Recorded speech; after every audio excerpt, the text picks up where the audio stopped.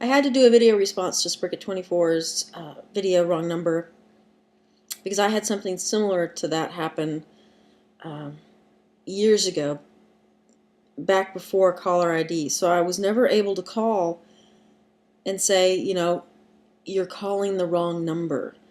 But it was an elderly woman who, from what I could gather when she called, was in a nursing home or some sort of assisted living.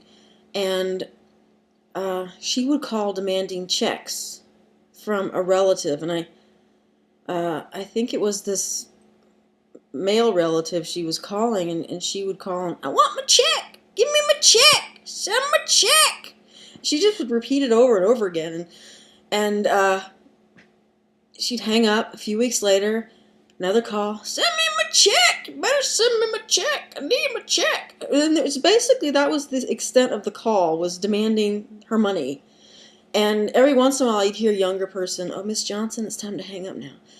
So this went on for probably a year and a half, maybe 2 years, that she would call on a fairly regular basis demanding money from this relative. I'm assuming it was a relative. I don't know, maybe not.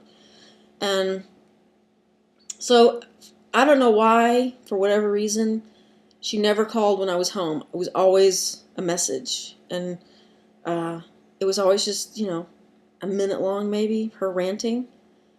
And then one day I came home and I saw the message and listened to it, and it was the nursing home calling to say that Mrs. Johnson had passed away. And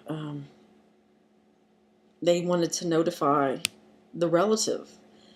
And again, there was no way I could look at the phone and say, oh, I can, you know, there was no caller ID, so I had no way to call them back and say, look, you've been calling the wrong number.